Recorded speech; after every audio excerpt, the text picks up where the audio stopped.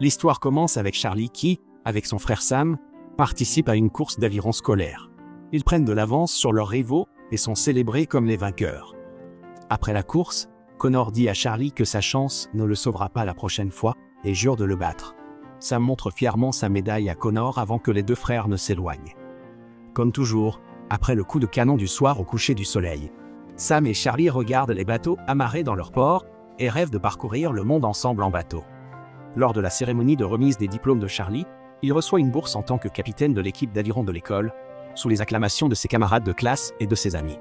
Ensuite, Sully lui dit que Green et lui partiront pour la base navale la semaine suivante, et il demande à Charlie d'être là pour leur dire adieu. Plus tard, après le coup de canon du soir, Charlie promet à Sam que chaque jour après le travail, lorsque le canon retentira, il passera 1 heure à s'entraîner au baseball avec lui, pour que Sam puisse un jour intégrer l'équipe de ses rêves. Mais il y a une condition, Sam ne doit jamais être en retard. Il doit être à l'heure, chaque jour. Sam accepte, et les frères commencent leur rituel d'entraînement. Ce soir-là, la mère de Charlie, coincée par une garde supplémentaire, lui demande de veiller sur Sam. Elle se dépêche pour prendre le bus, laissant Charlie préparer le dîner de Sam. Mais Charlie s'éclipse pour assister à la fête d'adieu de son ami. Pour tomber sur Sam, qui lui demande de le déposer chez un ami pour qu'ils puissent regarder un match de baseball ensemble. Pendant le trajet, les frères parlent du départ de Charlie pour une bourse d'études. Charlie rassure Sam, il ne l'abandonnera jamais. Leur taquinerie devient turbulente, mais Charlie y met vite fin avec son autorité de grand frère posé. Quelques instants plus tard, distrait par un conducteur imprudent derrière eux, leur voiture est percutée dans un accident dévastateur. Lorsque l'ambulance arrive, Charlie a une vision de Sam, blessé et le suppliant de ne pas le quitter. Après plusieurs chocs électriques de la part des ambulanciers, Charlie est réanimé pour apprendre que Sam n'a pas survécu. Il est le seul survivant. Aux funérailles de Sam, après l'éloge funèbre, Charlie refuse de rendre le gant de baseball de son frère. Submergé par l'émotion, il s'en va. En entendant le coup de canon, il court dans la forêt alors que des flashbacks de l'accident envahissent son esprit. Accablé de chagrin, il s'effondre jusqu'à ce qu'il voit soudain Sam debout devant lui, lui rappelant leur promesse. Charlie jure qu'il n'a pas oublié, promettant de retrouver Sam chaque soir après le coup de canon pour s'entraîner ensemble pendant 1 heure. 5 ans plus tard, la vie de Charlie a complètement changé. Il travaille maintenant dans le cimetière où son frère est enterré. Après avoir effrayé une volée d'oies gênantes et inspecté les lieux, il rejoint son collègue Alistair, qui plaisante en disant que les oies doivent avoir une vendetta personnelle contre Charlie, allant jusqu'à vandaliser les pierres tombales. Il désigne l'oiseau meneur comme preuve. Charlie invite Alistair à sa fête d'anniversaire, l'incitant à y aller, à rencontrer quelqu'un de nouveau et à sortir de sa routine monotone. À ce moment-là, Charlie remarque une jeune femme en colère qui s'approche. Tess, furieuse, exige qu'Alistair taille les fleurs sur la tombe de son père. Mais lorsqu'elle remarque Charlie, son ton s'adoucit et elle répète poliment sa demande avant de partir. Alors que Charlie continue son travail, il rencontre Sully de manière inattendue au cimetière après des années de séparation. Charlie explique que sa mère a déménagé à Portland et que Green y est également enterré maintenant. En observant attentivement Charlie, Alistair se rend compte qu'il parle à quelqu'un d'invisible, ce qui renforce son soupçon que Charlie n'a peut-être pas toute sa tête. Sully finit par faire ses adieux à Charlie, bien que pendant tout ce temps, Charlie se soit tenu à côté de la pierre tombale de Sully. Ses anciens amis, semble-t-il, ne sont jamais revenus de la guerre. Plus tard, Charlie s'arrête dans un magasin pour acheter un jouet. Les filles au comptoir se pannent devant son physique, mais Charlie ignore leurs avances et s'en va. Il attrape son gant et sa balle de baseball, et lorsque le canon retentit, il se dirige vers la forêt pour son rendez-vous quotidien avec Sam. Après l'entraînement et le récit de sa journée, Charlie dit à Sam qu'il a rencontré Sully par hasard et que cette rencontre lui a fait encore plus regretter Green. Pourtant, il admet être reconnaissant de voir son frère chaque jour, un secret juste entre eux. Quand les oies reviennent, Charlie lance son nouvel avion télécommandé pour les effrayer. Mais après une série de contre-attaques des oies, Sam et lui plongent en riant dans la rivière. Charlie se rend compte que l'heure est écoulée. Son jeune frère n'est plus à ses côtés, alors il rentre seul à la maison. Le lendemain, par hasard, il rencontre l'ambulancier qui l'a sauvé de l'accident de voiture des années plus tôt. Florio l'invite à prendre un café et à discuter. Au restaurant, Charlie remarque la santé fragile de Florio. Il lutte contre un cancer et a déjà vécu la majeure partie de sa vie. Florio dit à Charlie que sa survie a eu lieu pour une raison et qu'il doit changer de cap, saisir l'opportunité qui lui a été donnée et ne pas limiter sa vie au cimetière où il travaille. En sortant, l'attention de Charlie est attirée par un voilier remarquable. Des journalistes couvrent une course transocéanique à venir, et il se rend compte que Tess est l'une des navigatrices. Entourée de fans impatients d'entendre ses impressions, Tess est saluée comme la favorite pour la victoire. Quand le coup de canon du soir retentit, Charlie laisse tout tomber et court dans la forêt pour parler de Tess à Sam. Inspiré par son bateau et la courbe gracieuse d'une queue de baleine, il esquisse son propre design et se dirige vers le port pour le peaufiner.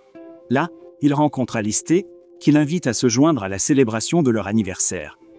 À la fête, la femme d'Alistair veut caser Charlie et Rachel, mais sans succès. À la surprise de Charlie, Connor, qui n'a pas vu depuis des années, se présente et insiste pour qu'il se joigne à eux pour boire un verre. Pendant ce temps, Tess est dans le même café avec Tink, son entraîneur et beau-père, pour vérifier la météo. Tink prévient que les conditions ne sont pas bonnes pour l'entraînement, mais Tess insiste sur le fait qu'elle a besoin de s'entraîner avant la course et qu'elle évitera la tempête. Connor continue d'insister pour que Charlie boive, mais quand Charlie remarque Tess à proximité, il s'excuse.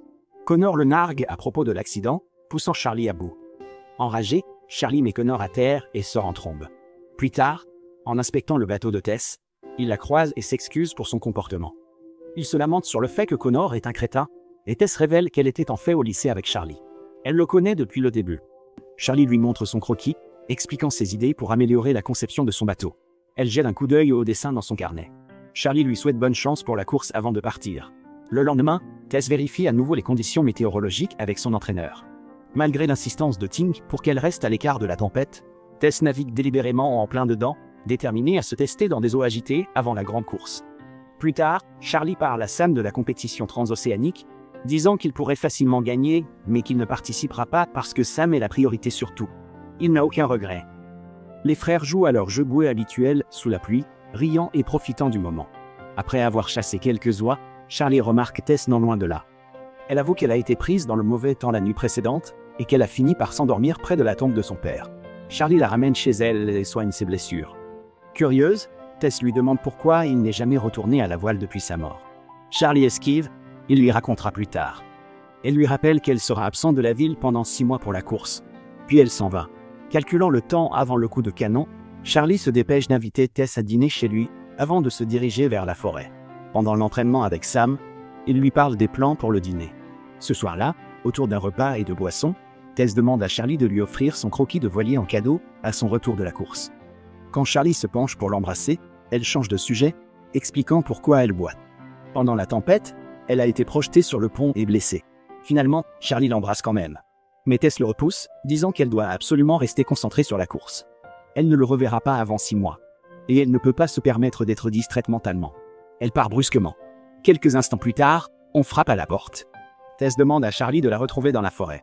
Il la suit, et dans l'obscurité, ils s'étreignent, partageant une nuit passionnée ensemble.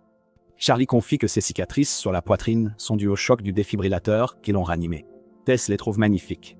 Ils s'endorment l'un contre l'autre. Charlie se réveille le lendemain matin avec une oie blottie contre lui. Tess a laissé un mot scotché sur la porte lui demandant de venir la trouver. Il le fait, et pour la première fois depuis des années, Charlie monte de nouveau à bord d'un voilier, prenant la mer avec Tess vers les vagues de l'océan. Au coucher du soleil, depuis la tour de guet, Tess récite un magnifique poème à Charlie et lui propose d'être son équipier pour la course. Mais il refuse. Quand le coup de canon retentit, Charlie la presse de retourner à la cabane et court rapidement dans la forêt. Juste à temps pour empêcher son frère de partir. Sam le confronte et lui avoue que l'amour de Charlie pour lui s'estompe doucement. Que sans lui, il se sent vide et invisible. Charlie insiste sur le fait que cela n'arrivera jamais, qu'il sera toujours aux côtés de son petit frère. Puis soudain, il se rend compte que Tess l'a suivi et a surpris sa conversation avec l'esprit de Sam. Charlie explique la promesse que lui et Sam ont faite et dit à Tess qu'il ne peut pas abandonner son frère. Malgré ses supplications pour qu'il quitte la forêt avec elle, il lui demande de rentrer chez elle et de l'oublier. Le lendemain, en se promenant, Tess remarque quelque chose d'étrange. Son reflet n'apparaît plus dans le miroir. Au même moment, Charlie, buvant son café à la maison, entend un rapport de police. Le bateau de Tess a été pris dans une tempête 3 jours plus tôt, et il n'y a eu aucune nouvelle d'elle depuis. Paniqué, il se dépêche de mettre son propre bateau à l'eau, mais il s'aperçoit qu'il est déjà trop tard. Il va sur la tombe du père de Tess pour lui dire que son bateau n'est jamais revenu et qu'elle est piégée dans les limbes. Tess supplie Charlie de la trouver et implore son aide, mais il fond en larmes et elle disparaît. Rongé par le chagrin, Charlie saccage sa maison. Lorsque le canon tire, Il retourne en titubant dans la forêt et raconte à Sam ce qui s'est passé. Son frère le réconforte. Plus tard, alors que Charlie nettoie l'épave, la femme de Florio vient chez lui. Elle lui dit que son mari est décédé et que, dans ces derniers instants, Florio lui a demandé de donner à Charlie son collier avec l'étoile de David. Florio croyait que Charlie avait été choisi, destiné à sauver quelqu'un d'autre. En examinant le collier, Charlie remarque l'écriture de Tess qui y est cachée. Se souvenant des paroles de Florio, il réalise que Tess est toujours en vie et qu'il doit la trouver avant qu'il ne soit trop tard. Charlie supplie le beau-père de Tess, Tink, de le laisser utiliser son navire pour la chercher. Tink refuse, le traitant de fou. Mais lorsque Tink part faire des courses, Charlie vole le navire avec l'aide d'Alistair. Tink arrive juste à temps pour sauter à bord, furieux, mais Alistair le retient. En entendant Charlie décrire où Tess pourrait être, Tink décide à contre-cœur de lui faire confiance. Ensemble, ils partent vers les coordonnées. Après 6 heures en mer, Tink exhorte Charlie à se reposer. Alors que Charlie se retire à la poupe, le soleil se couche, et lorsque le canon tire, Sam réalise que son frère ne viendra pas cette nuit-là. Charlie s'excuse auprès de Sam, lui promettant qu'ils resteront toujours frères. Sam sourit, dit au revoir et choisit de quitter les limbes. Il se dissout dans la lumière, enfin en paix après 5 ans. Guidé par la traînée d'une comète, envoyé comme un signe de Sam, Charlie dirige le navire vers l'épave. Il trouve des morceaux du bateau coulé de Tess. Malgré les avertissements désespérés d'Alistair concernant les eaux glaciales et le temps dangereux, Charlie plonge pour la sauver. Nageant à travers la coque brisée, battu contre les rochers, il se fraye un chemin dans une grotte et l'atteint enfin. Prenant Tess dans ses bras, il la ramène du bord du gouffre. Tous les deux survivent. Plus tard, à l'hôpital, Alistair rapporte les paroles du médecin. Tess a été sauvée. Quelque temps plus tard, Charlie se rend chez Tess avec son vieux bateau. Après avoir parlé avec elle de sa convalescence, il lui demande de retourner sur l'eau avec lui. Tess hésite, expliquant que pendant son séjour dans les limbes, elle a vécu des rêves intenses avec Charlie, des rêves qui semblaient encore plus réels que la vie éveillée. Charlie lui dit que ce n'étaient pas des rêves, mais des souvenirs. Et pour le prouver, il récite le poème même qu'elle lui a lu un jour depuis la tour de guet. Les larmes aux yeux, Tess réalise que c'est vrai. Finalement, elle accepte l'invitation de Charlie. Ensemble, ils prennent la mer, prêts à explorer les océans côte à côte.